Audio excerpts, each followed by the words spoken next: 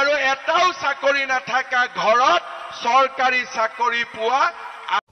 নমস্কাৰ বন্ধু, welcome to my YouTube channel Assam government job. এই মুহূৰ্তত আপোনালোকৰ বাবে এটা গুৰুত্বপূৰ্ণ খবৰ আহিছে। মুখ্যমন্ত্ৰী মহোদয়ে পুনৰ আপোনালোকৰ অসম চৰকাৰৰ চাকৰিৰ ওপৰত এটা ডাঙৰ ঘোষণা কৰিছে। যাৰ যাৰ ঘৰত চৰকাৰী চাকৰি নাই তেওঁলোকে চাকৰিসমূহ কেনেদৰে পাব বা চাকৰিৰ কাৰণে কি কৰিব লাগিব তাৰ ওপৰত গুৰুত্বপূৰ্ণ ঘোষণা কৰিছে।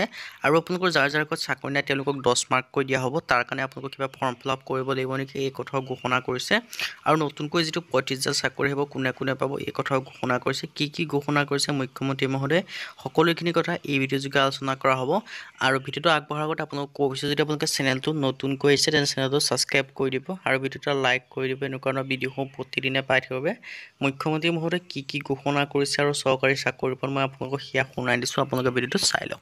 আৰু এটাও চাকৰি নাথাকা ঘৰত চৰকাৰী চাকৰি পোৱা আৰম্ভ হ'ব। কিছুমান মানুহৰ ঘৰত এটাও চাকৰি নাই, হয়নে নহয়? কিছুমানৰ ঘৰত 2-3জনে চাকৰি পায়, কিছুমানৰ ঘৰত এজন ল'ৰাইও চাকৰি নাপায়। সেইকাৰণে এইবাৰ আমি কি সিদ্ধান্ত লৈছো যে যাৰ ঘৰত এটাও চৰকাৰী চাকৰি নাই তেনেকুৱা ল'ৰা ছোৱালীক আমি পৰীক্ষাত 10 নম্বৰ এক্সট্ৰা কৰি দিম, যাতে সকলোৰে ঘৰত এটা চৰকাৰী চাকৰি হ'ব পাৰে। হাজাৰ নতুন আমি চৰকাৰী চাকৰি দিম। এতিয়া মই আৰু এটা কথা চিন্তা কৰিছো, যেতিয়া চাকৰি ৰিজাল্ট দিয়ে তেতিয়া আমি দেখা পাওঁ যে এখন ঘৰতে কেতিয়াবা 2-3টা ল'ৰাই চাকৰি পায় আৰু কিছুমান মানুহৰ ঘৰত এটাও চাকৰি নাই, হয়নে নহয়?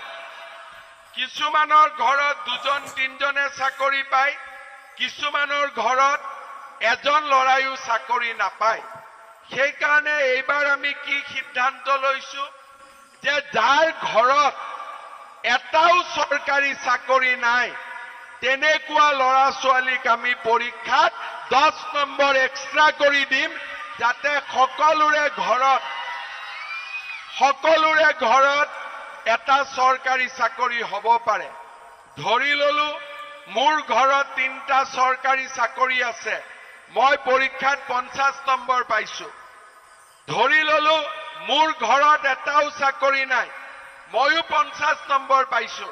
চাকৰি নোপোৱা ল'ৰাটোৰ নম্বৰৰ লগত 10 নম্বৰ যোগ হৈ যাব আৰু এটাও চাকৰি নাথাকা ঘৰত চৰকাৰী চাকৰি পোৱা আৰম্ভ হ'ব।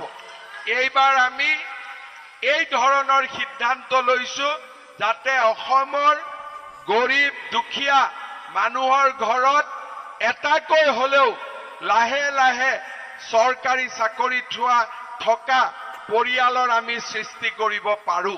সেইকাৰণে ৰাইজক মই অনুৰোধ কৰিম যে ৰাইজ আমাৰ ল'ৰা ছোৱালীক স্কুলত পঠাব লাগে, আমাৰ ল'ৰা ছোৱালীক কলেজত পঠাব লাগে, আমাৰ ল'ৰা ছোৱালীক পঢ়াব লাগে।